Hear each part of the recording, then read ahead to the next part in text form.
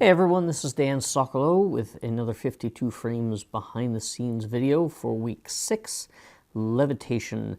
As we'll see as we go through this video, I was not 100% happy with my results this week. Did not enjoy this challenge very much, but you still have to submit, and so I did. So we'll start off in Lightroom and looking over really the setup of what I did to get this particular shot done.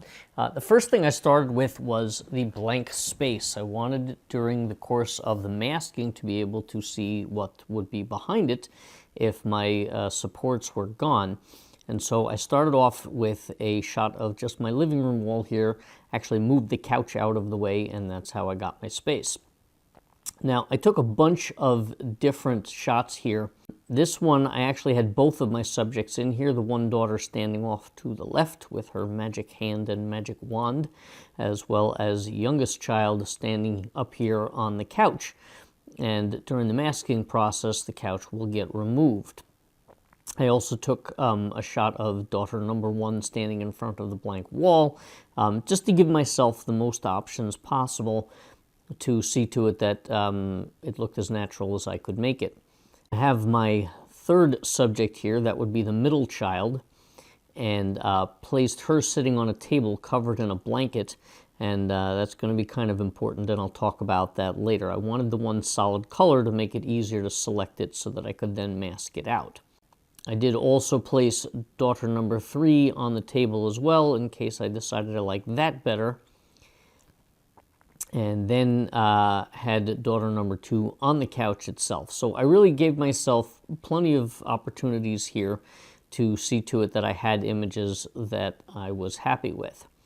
Now, as it turned out, I wasn't entirely happy with it. Again, I'll talk about that a bit more during the edit process, and so I went back in a couple of days later and took some fresh shots just to make up for it. You'll see I changed the cover over there on the table that we used just because I wasn't happy with the results from the blanket.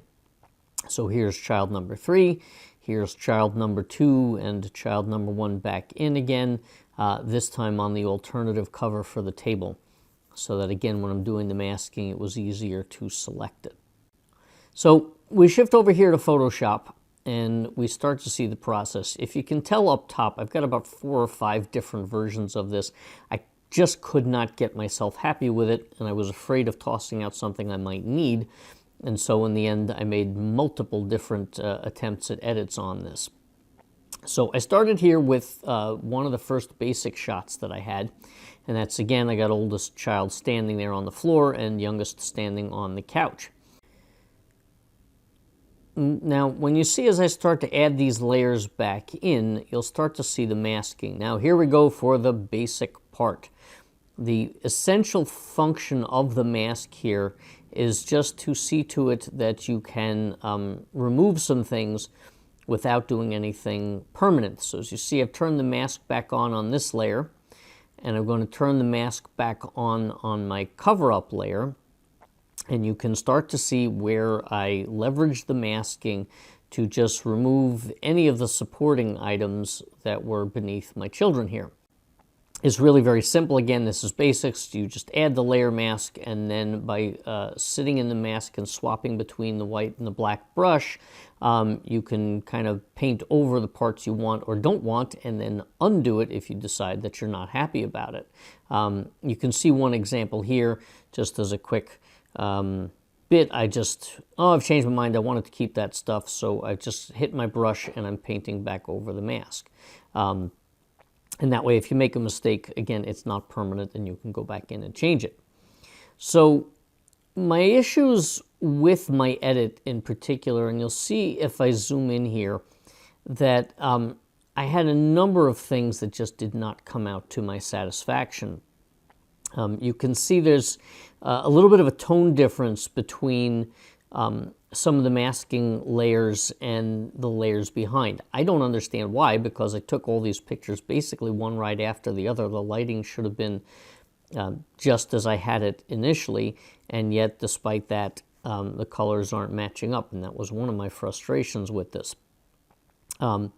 As you see, if I take away the mask, you can see the couch where my youngest child is standing. When you turn it back on, if you just take a look at the curve of her foot there, because of, I think, how she was standing on the couch, I just had a difficult time masking it out. And when I zoom in here, one of the other problems I had is there must have been something set incorrectly on the camera. I got a lot of noise here, and it's just not sharp at all, which is one of the reasons why I did not, in the end, go with that.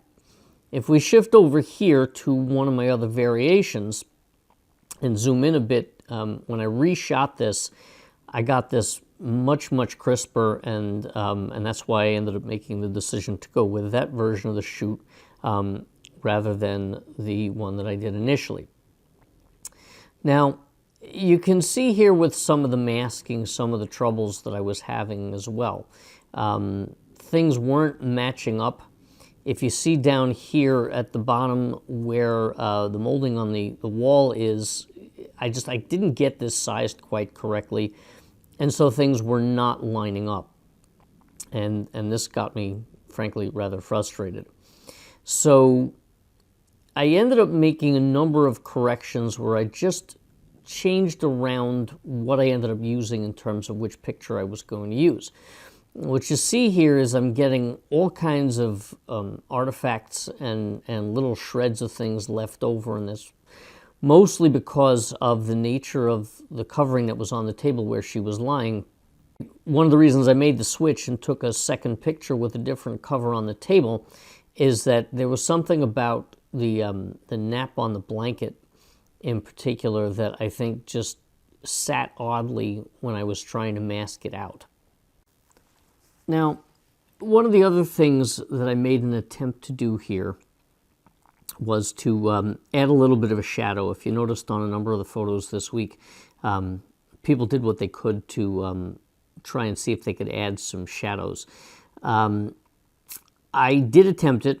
I passed it off to somebody else in the group to get their opinion on it. In the end, they thought it wasn't really necessary. It's a little hard to tell here. It's kind of subtle.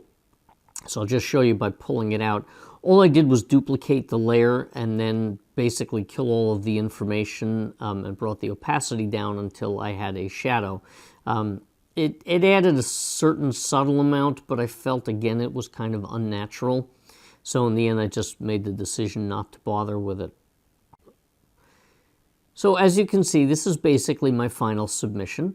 Wasn't 100% happy with it, but I did submit, and that's the important point, and I hope you got something out of this tutorial.